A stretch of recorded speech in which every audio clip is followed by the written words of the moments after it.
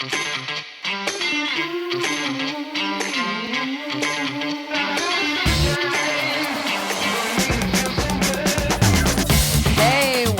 to episode 3 of the Mile 20 podcast, where epic shit happens. I'm Laura, and I am with my bestie, Lorri, and we're going to give you an overview of what we're talking about today.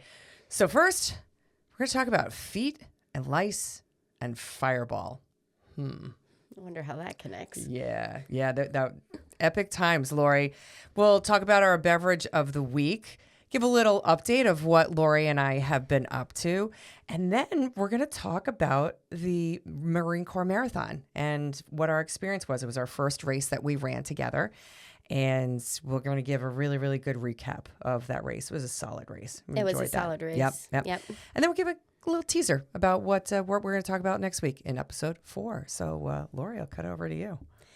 So our beverage of the week. Well, first, let me give a disclosure. I'm so sorry. I am a hair bit under the weather, so my voice may sound a little raspier than normal, and I may have a slight squeak when I laugh. I apologize in advance. And I'm so glad that I'm sitting so incredibly close to you right now. Yes.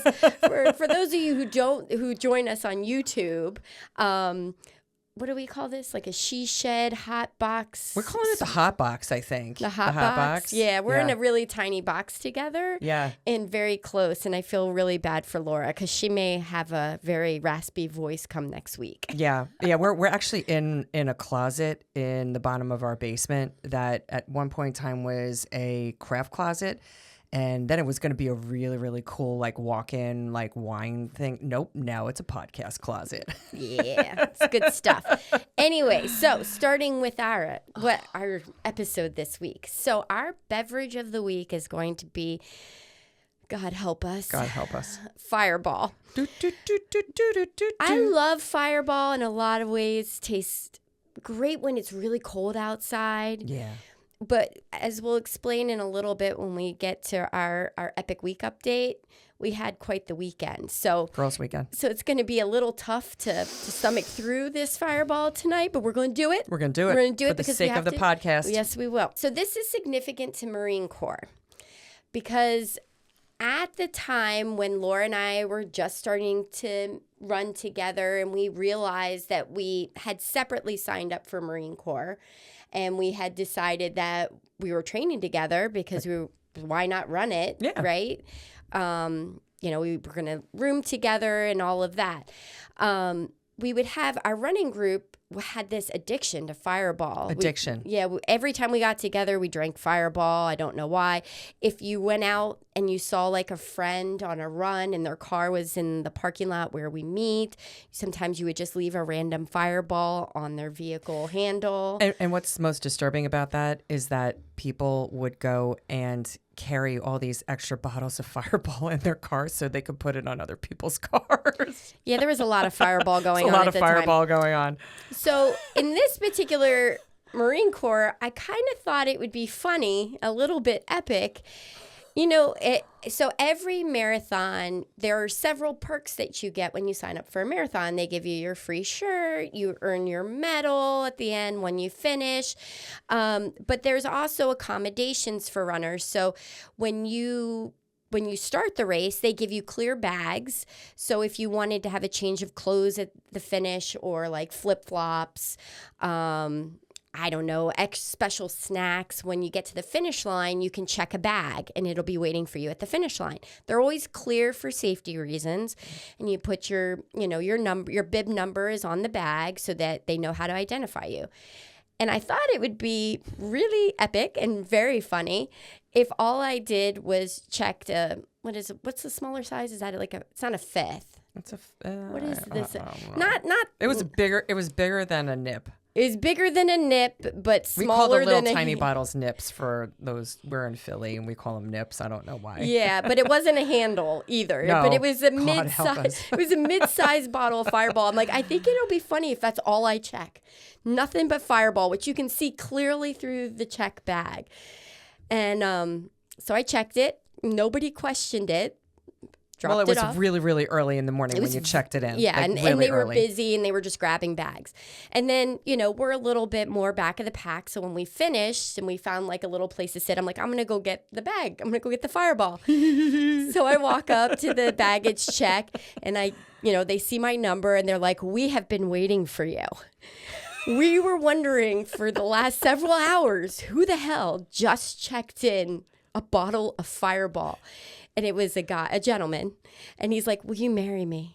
And I'm like, oh, that's so sweet. But I don't think my husband would appreciate that very much. And I just kind of flung the bag over my shoulder and strutted off like I was the shit. You did. Anyway. You did. And the significance there was that after the race, we sat down with your friend Elaine, because she also ran the race.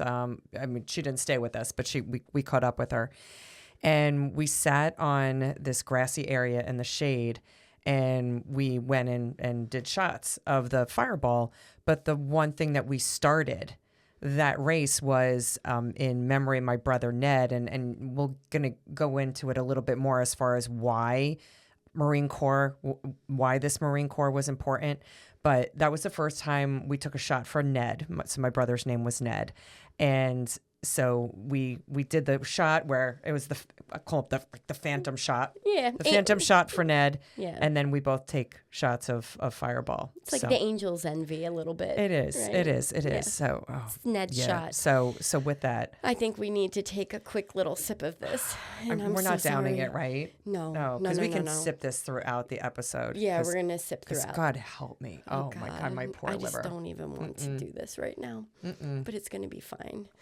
Right? Oh, fuck. No, that's not fine. That's not fine, but it's going to be. Okay, here we go. Okay. So let's get into a little bit about our, that hurt going down, man, it burns. Our weekend. Wait, can I give a quick Ella update before we move on? Yes. Okay. Yes. Ella is very happy. That's her daughter. Not because one daughter. Yeah, we talked about her in episode 1. Yes. Right? And I didn't update anybody in episode 2. So people have been asking, so we need to give an update. Yeah.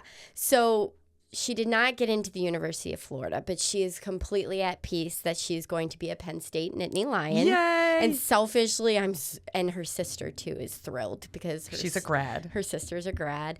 And I love the fact that she's going to just be 2.5 hours from me. So I prefer that way better than the University because it's all of Florida. about Lorri. No, of course not. But it's a perk. I'm excited. That she's gonna be close. I'm excited because I have never been to a whiteout at Penn State, and I have heard that they are absolutely epic adventures, and I really, really want to go to one. So, yes. So now this is yet I'll get a shot at it. Another now. one. Yes, you did have a shot. I did. We just never did it when Maggie was there. No, just did not get to it. So our weekend was quite fun. We, as we mentioned in the last episode, we were planning a trip up to the Adirondacks, where you and your hubby have a absolutely adorable cabin on this beautiful lake. And we went up with two of our girlfriends, Julie and Mary Beth, and we had an absolute blast. There was a ton of snow up in the Adirondacks, and it snowed the night we got there, so much so that you couldn't even see across the lake. It just complete whiteout. And it was cold. It was very, very cold. I think Saturday night into Sunday morning, I woke up around 5 a.m. and I took a screenshot of the weather app where it said it was minus 19 degrees with a real feel of minus 31. Y'all, that is freaking crazy. That's crazy. And it was so cold that we had put some bottles of Prosecco, or I had put bottles of Prosecco out in the snow because like, wow, this is great. I'm just going to chill them really quick. Right. Forgot about them. So the next day after that really, really cold night, I went to go pull the bottles out and the tops had just completely snapped off of the bottles. So I'm appreciating the cold a lot. Yeah, it was insane. What else did we do? Very good. I felt like it was amazing. The four of us were together Friday morning at 6 a.m. up until today at 5 o'clock? 2 hours ago. Yeah, not long ago. And I was amazed that all we did, it was fellowship. Yeah. The whole time. We talked and talked and talked. There was barely any quiet point except for when we were snowshoeing. No TV. Nobody even read books. We just No. we were just engaged the entire weekend. Yeah. It was soul fulfilling. It was. And we did go snowshoeing. So y'all Yes. had some snowshoes. I had never gone snowshoeing before, and it was so much fun being out in the cold, but getting exercise and just getting back into the woods, which Yeah. we both love. Getting Julie and Mary Beth into the woods, which is not a common place of where they reside. No. But they loved it. And they just, I think their energy levels were super high. I loved seeing all the animal tracks. Through the forest. We saw a beaver dam or beavers like hard at work, like kind of maintaining we their saw space. a few trees that were freshly cut down and then dragged. Like we saw the drag in the snow. It was incredible. Yeah. And then we went sleigh riding. Sledding. Sledding. Yeah. Is that what we call it now? Sledding. And that was a blast. Yeah. I'm just so glad we went and did that because I haven't probably gone sledding in forever in snow. Yeah. So that was just so much fun. And then when we went to there was a little general store on the lake, and that place Otto's Abode. Otto's Abode. Shout out Nolan at Otto's Abode. Shout out to Nolan because it's just this really cute, funky little general store. He was playing Creole music when we came in.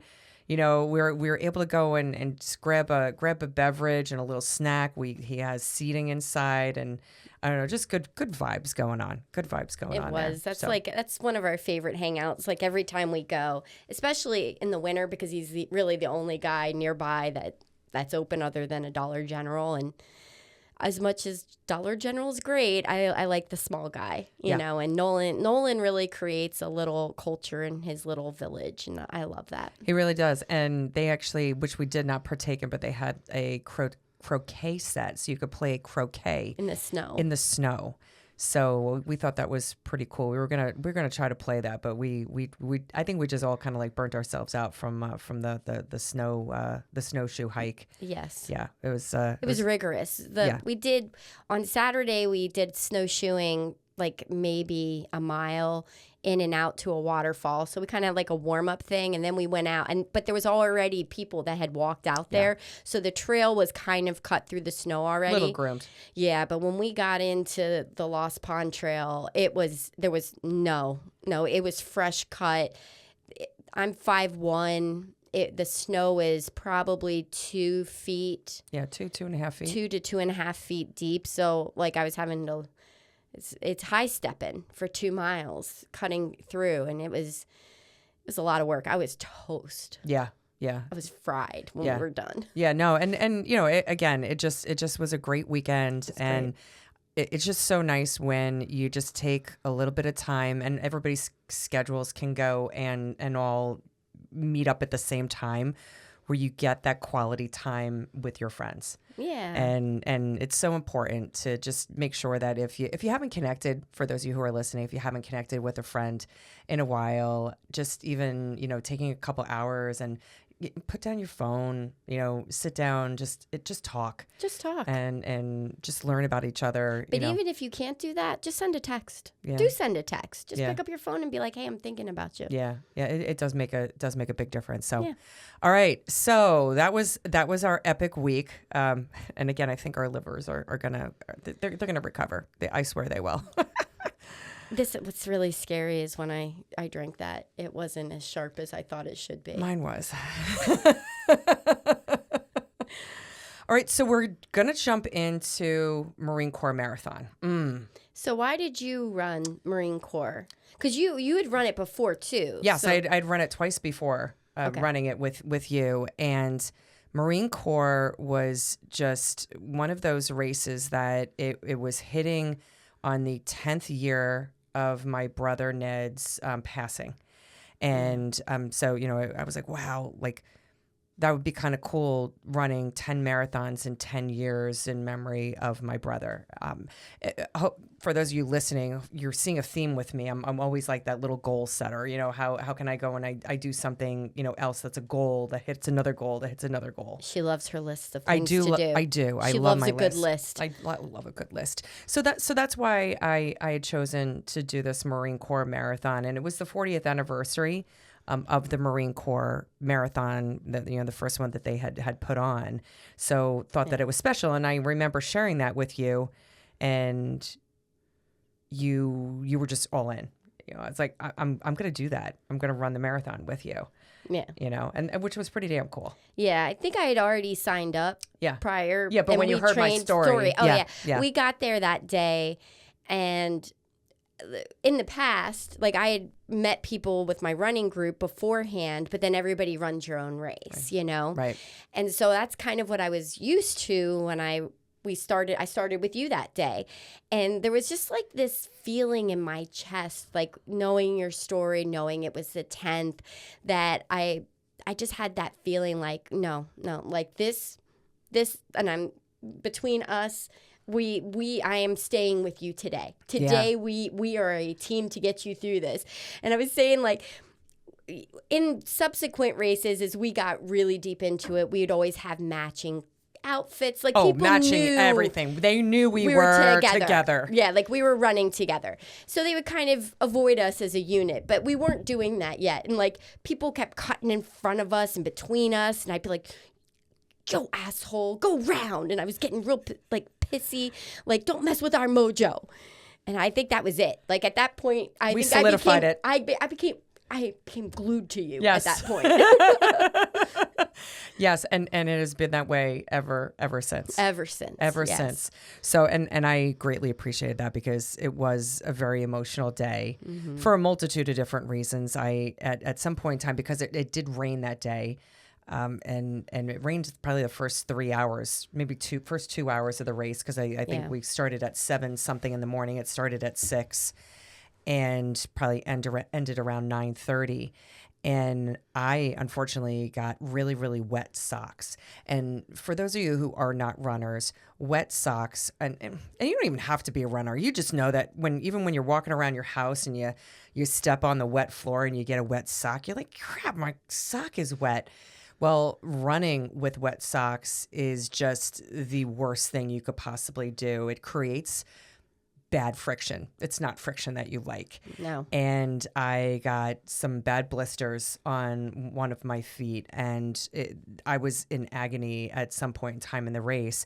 And I just remember at some point I said to you, "Hey dude, like you just go on. Like I will meet up with you at the end." And you were like, "Absolutely not." No. And that's so I knew, like, you know, in the beginning, because it was emotional, the race, that like, oh, this is awesome that she's running with me, because I had never really had anybody running with me before. Neither right? And vice had versa. I. Yeah. And then when you stuck with me through the blister, and like I just knew like we are forging a friendship here, like just like beyond, like on epic levels, and I greatly appreciated that. Yeah, it was a really cool day. Yeah, it was a cool day. Sad, emotional, absolutely, but a really cool day. But it started stuff. So you know, earlier we talked about that one of our topics was, you know, feet.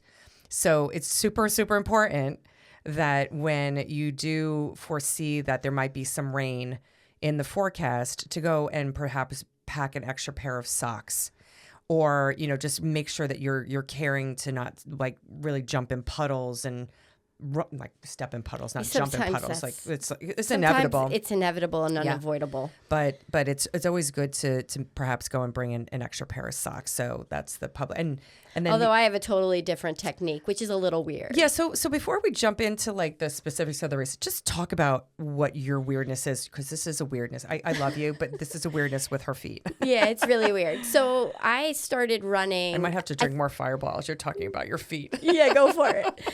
So as I said in episode 1, I kind of dabbled in triathlons, sprint triathlons. And the whole thing about triathlons is speed at the transition. So I had learned that going from the bike or the swim to the bike to the run, that you know, getting socks on wet feet could cause more time and stuff you don't need. If you just put Body Glide, which is this wonderful, for those of you who don't know, it's this wonderful product that even if you're not a runner, if you have chafing ever, like as a woman, I have thicker thighs, wearing dresses, Body Glide is your godsend. That's just a little nugget I'm giving you now. If you never want to run anywhere ever, Body Glide. It looks like a deodorant stick. Yeah, it's like a deodorant stick, and you can find them at Target and all sorts of places. But anyway, I had been taught to put Body Glide all over my feet. And so I did that. That's just what I did. I marinated my shoes. I marinated my feet in Body Glide.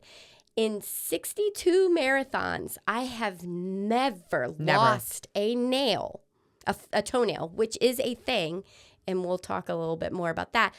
I've never lost a toenail in a marathon. I have hiking, but that was different. That was different. That was descending from the mountains, but never in a marathon. So I highly recommend. You should be carrying a little thing. They have little things of Body Glide regardless. The baby containers. The baby containers, because sometimes you start getting a chafe around. I mean, I bathe myself in Body Glide before a marathon. Yes. I mean, all around my bra area, because I, at Marine Corps, had the worst because it was so wet. It also will chafe your bras when your bras anything wet. that rubs on your body it'll just make you bleed. It'll make you bleed. So like Body Glide. So I use Body Glide, but I also will use Vaseline, and I've also used what is that the baby cream? It's basically like you use it for your Desitin. It's like a Desitin, but it's I'll have to get the name of it, but it's basically for like a baby's bottom, like baby rash, right? And yes, and I have used that in the past as well, just because it sticks and it's I know. It's like drinking that extra thing of Fireball. The first one was easier. The second one was not so easy. One was worse.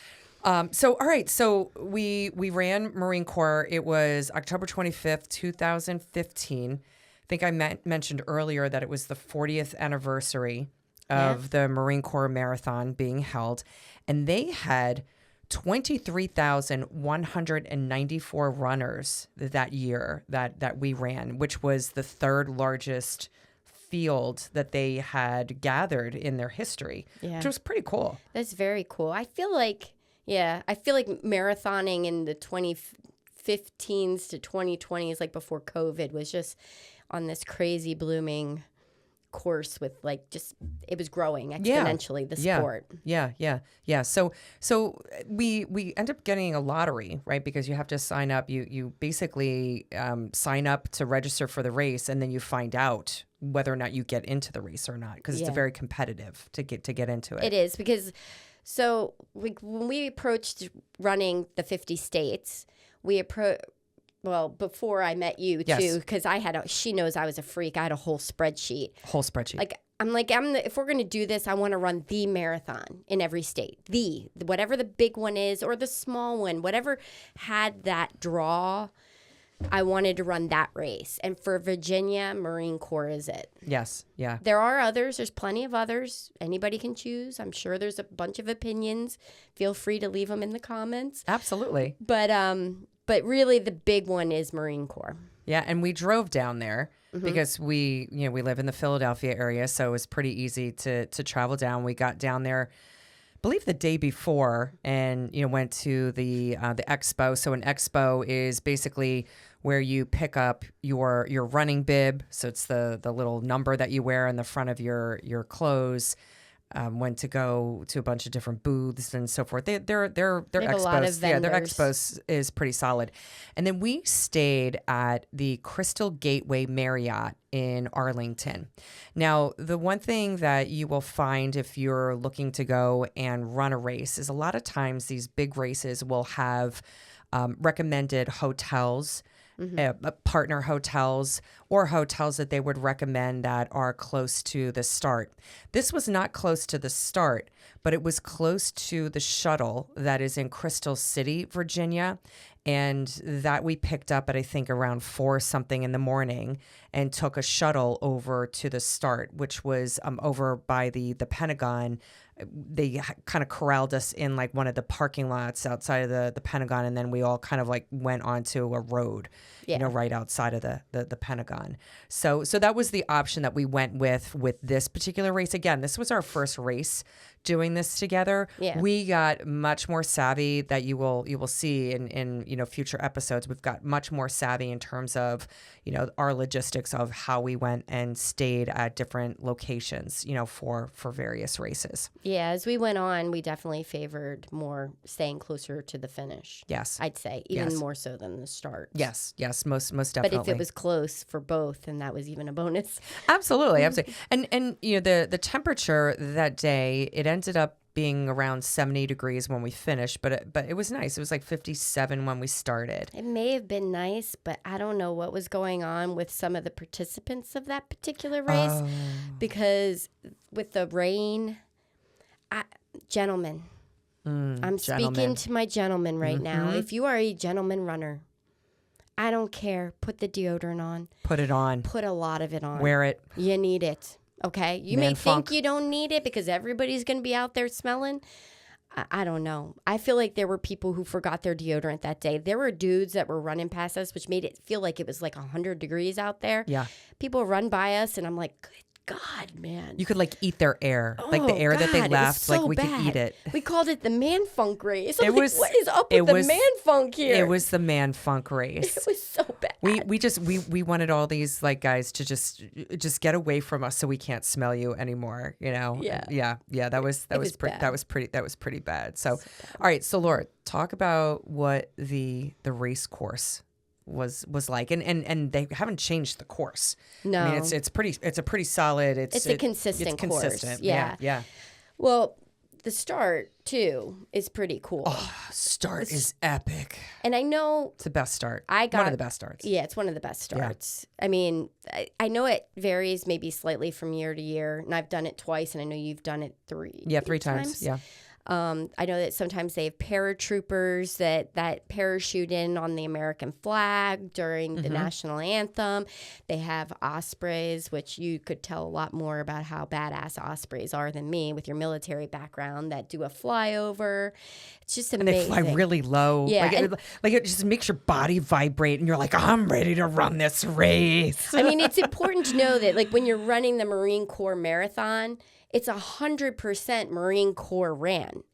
Everybody, from picking up your bib to your water stops to your finish line, it is all Marines. Yeah. So that makes it very unique in that way. I feel like it adds to the experience. I totally agree. And the guys and gals who are out there as volunteer, well, I don't know if they're voluntold, or I don't know how that works with the Marines, supporting the race. But they are so incredibly supportive. I just remember running through water stops and them cheering us on, calling our names out and so forth. And I don't know. That did just make it that much more special. Yeah, it did. And I think so. You start, like you said, at the Pentagon, and then they tell you to really kind of take it easy the first 3 to 4 miles. There's some nice little undulations, some undulating hills through Crystal City. And then I think we crossed the river, into Georgetown? I think into Georgetown, which is really cool because Georgetown's is a vibe of its own. It is. And before you cross over that bridge, I just remember that there were a lot of those in the Washington, D.C. area. They have all of those like really low kind of stone walls. And there was the water on one side of us, and it was just heavily wooded. And it was a good vibe before we got into Georgetown. I remember going downhill to then go across the river. Plus, it's like towards the end of October. So like the leaves are changing. It just has that beautiful fall vibe. Crisp. Yeah. Yep. And then from there, I feel like there's like this really annoying out and back that seemed very long for a while. And then where from there? Well, just going back to Georgetown, the one thing that I really, really liked when we came into Georgetown was that they had the Georgetown University Band playing, and the Hoosiers have their striped. Was it was it black and gray or their colors?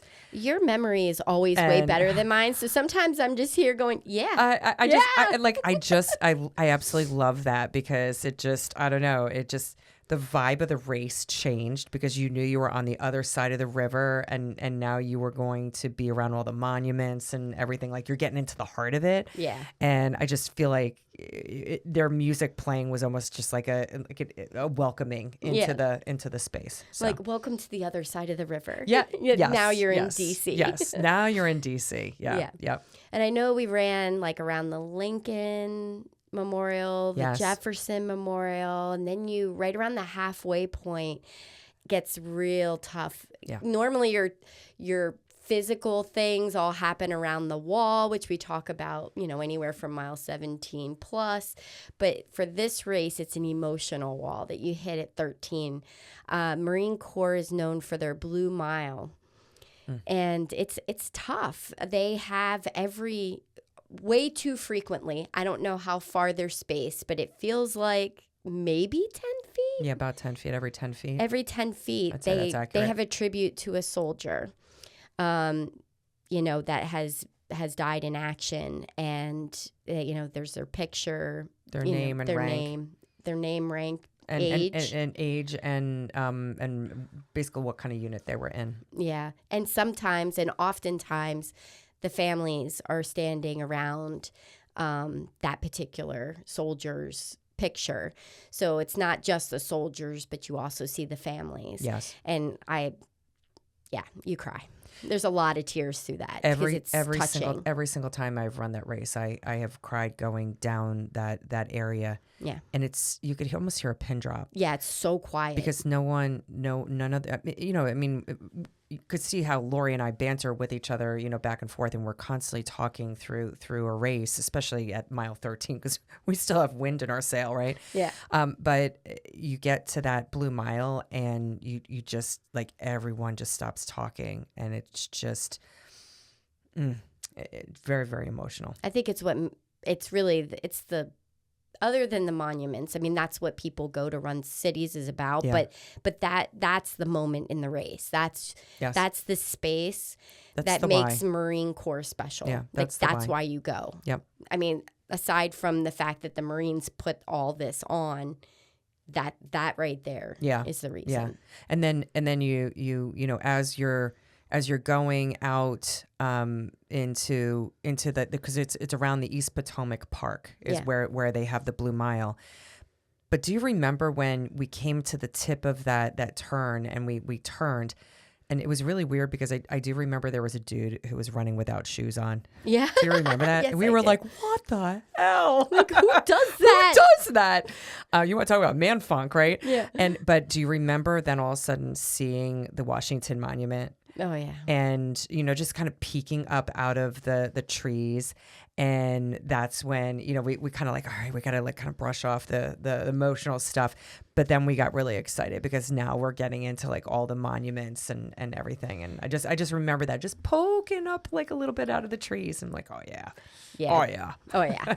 I mean, DC, the Marine Corps Marathon takes all that is wonderful about DC and actually puts it in the course. Yes. And there are a lot of cities around the country that have marathons, but don't always showcase 100% of the things that you want to see. But you run the National Mall. You do. You're running by the Capitol. The Capitol. You're running by all of that. So it really shows off DC. It does. It does. They do a nice job with that. Yeah. So then talk about then, because like after we pass by the Capitol building and by all like the museums and so forth, let's talk about the bridge. Oh, the bridge. For us, it was just beat the bridge. Yeah, it was beat the bridge. It was all about beat the bridge. And my favorite sign was as we were approaching the bridge. Which way you guys are. Yeah, there was just one lady holding a sign that said, "Fuck yeah." and Laura and I are like, "Fuck yeah!" Like we beat the bridge. So beating the bridge, and I'm going to sneak peek at my notes here. So they want you at the mile 20 is where Beat the Bridge is. Mile 20. Mile 20. There it is. Yep, there it is. At 1:15 p.m. And if you are not at the bridge at 1:15 p.m., you're done. You get swept. You get swept. Yep. So it's kind of like with the Disney. And they're serious about that because they're Marines. Yeah, they're very serious. Yeah. You don't say no to that. But now it looks like we're going to be. So we were supposed to. We had our years mixed up. Mm-hmm. We thought that this last year was going to be our 10th anniversary, and then we're like of running this race together. Of running this race together, and we're like, let's sign up for it again. We all signed up together, and then Laura hurts herself. Yep, I broke my ankle. She defers. Maggie hurts herself. She defers. Maddie's just starting She's a lawyer. law. Yeah, she deferred. Yeah, she's just starting her brand new law job. She defers. Ella defers. I defer. And then we start doing the math, and we're like, wait a minute. This was all like a weird, strange, godlike thing, because really we were all supposed to be running it this year in 2025. Yes. 2025 is the actual 10-year yes. anniversary. Yes. And my husband, Dave, also signed up with us. Ironically, we all deferred except for Dave, who wound up going through the full training and then running it because he was like, screw all of you. I've trained. I don't ever want to run another marathon again. I'm not training anymore. I'm done. I'm running it. So he actually did run it this year like a rock star. I got to be a spectator, but Maggie and I were following him around. And I have to say, I had a damn good time as a spectator. I adored cheering on my husband. Yeah. It was a good time. And he time. killed it. He did an awesome job in that race. He did a great job. Yeah. So we're super proud. We're super proud of Dave, but chances are he probably will not run with us this fall. But who knows? Who knows? I don't think he's running with us this fall. Who knows? No way. But the just going back to the course, the one thing that I just really did not like about Marine Corps every single time I ran it was the out and back in Arlington, where you cross over the bridge and then from let's call it from mile 21 to like 23, 24, it's a straight out and back. Oh yes, in Arlington, and it's terrible because for an out and back, as you're running out. Doesn't it go through It goes through Crystal City. Yeah, it goes into Crystal City, right? Yeah. But you're seeing all of the runners coming back, so they're going to the finish, and you're still going out. Now, as a slower runner and being the back of the pack, it's always good that when you're doing the return and you're still seeing people going, running, the other direction. You're like, oh, thank God, I'm not last. I'm not last. I'm not last.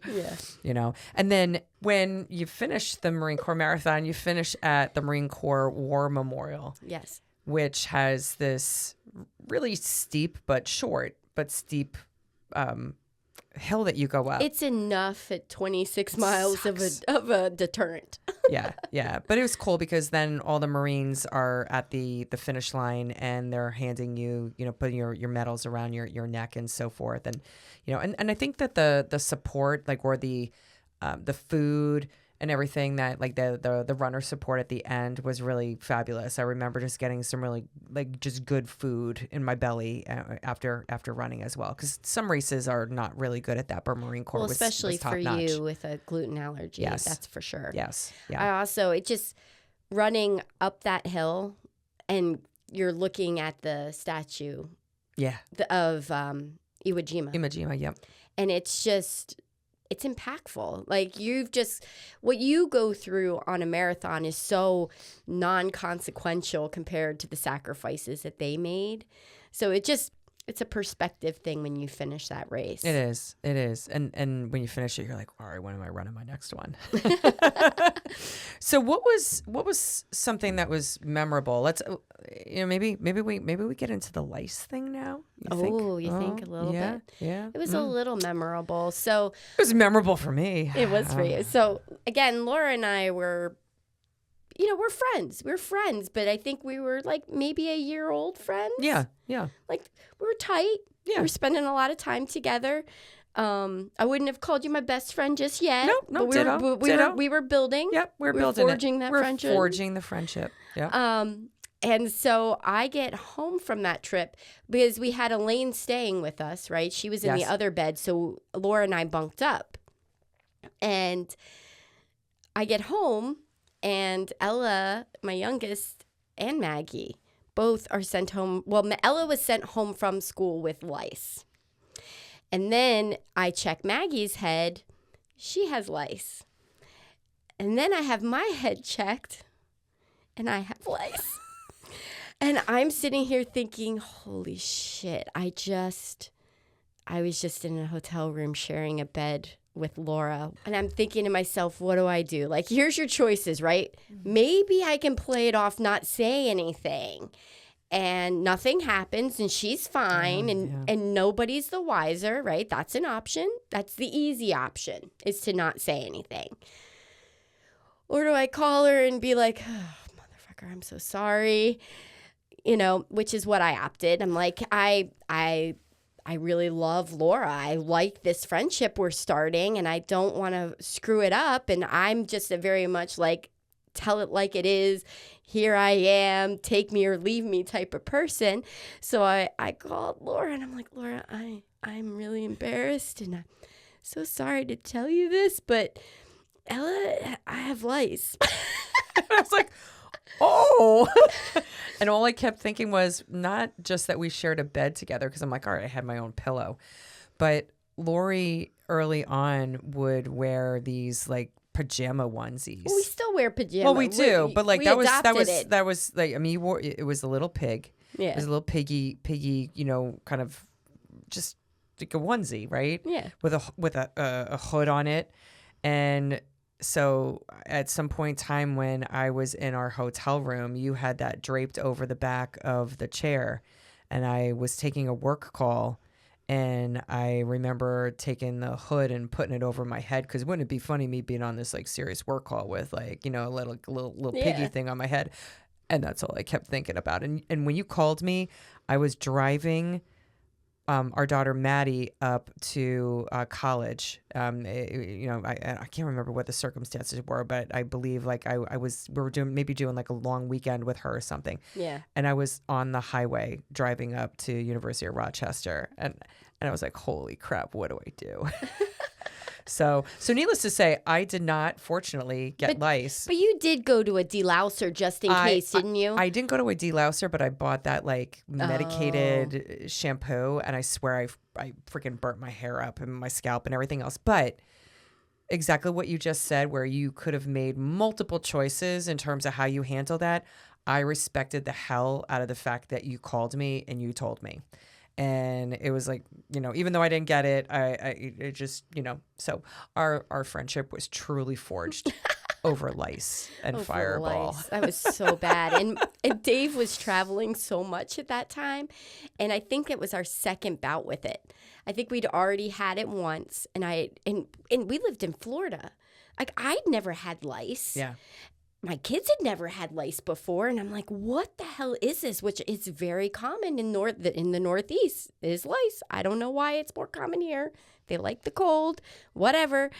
But so the second time I was like, I can't do this for another 2 weeks. Like, I was self-treating them, and it was just torturous. So I finally hired a delouser to come to the house.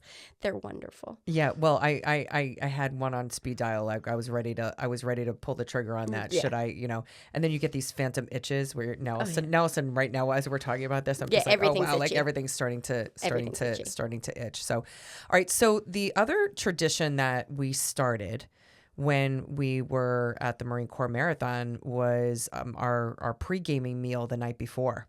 Yeah. And it was the first time that at least together that we had done pizza the night before. Yeah. And so, you were having your beer, I had my glass of wine, and we had pizza, and we're like, whoa, this is a really, really great meal. Now, for those of you who are runners, who are listening, everybody has their different stuff that they eat like the night before. Some people have some more sensitive stomachs. I know even now you won't even do like salad or anything green the night before. No whole day before, no fiber at all. Yeah, None. and it's just how your body responds to processing the food that it eats. But pretty much, I mean, throughout, like, and you guys are, as you're listening to all these episodes, we'll start sharing, some of the pizza places that we actually remember that we went to that were like just there like was some epic good pizza. Yeah. You just sitting and eating it, going, oh my God, this is the best pizza I've ever had in my entire life. Yeah.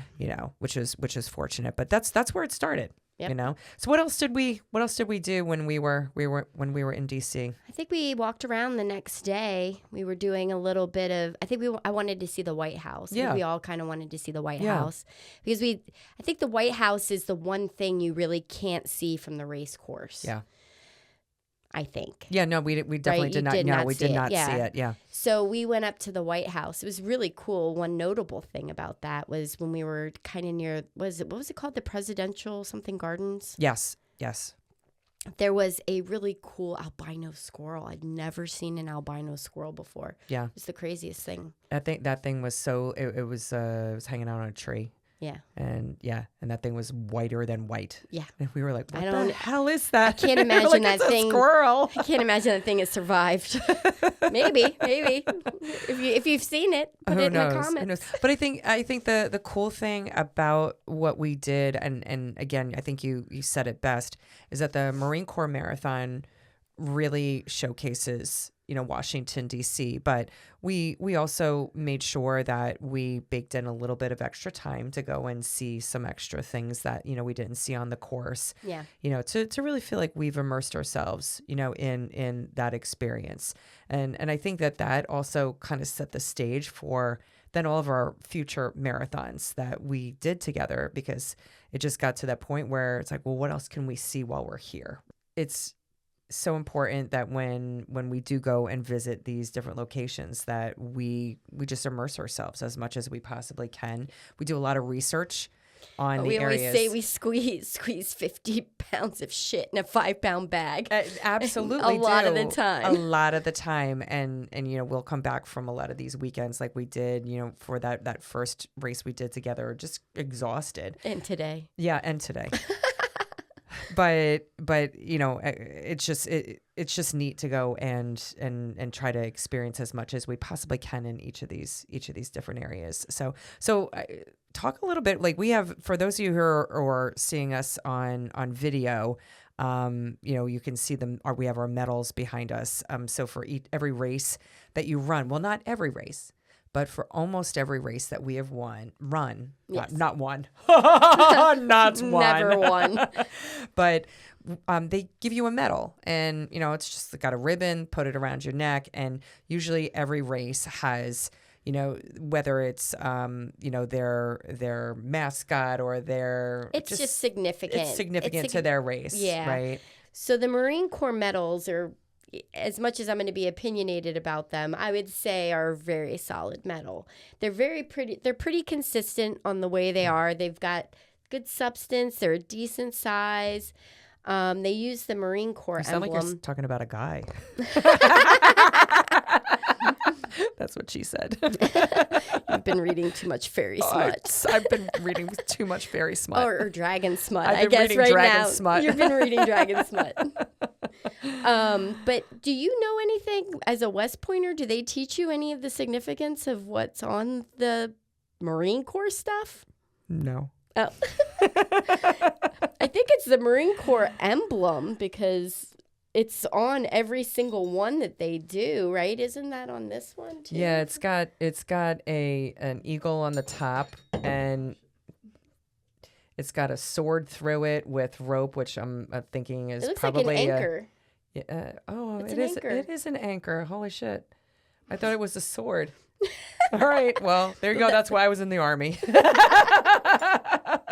This is part of the reason why I run, so I could hang this up, and color in my little state on my little chart, my little map of the U.S. When did you start getting? Didn't you get that for me as a gift? Yeah. Like maybe we're a couple states in with each other. Yeah. So it's a map of the United States, and it's like a chalkboard. It's chalkboard, yeah. Yeah, and you color in each of the states. Yeah. So I did have a routine that when we came back from a race, I would take my medal and put it on my medal rack. Mm-hmm. I have a little 26.2 bumper sticker, like round.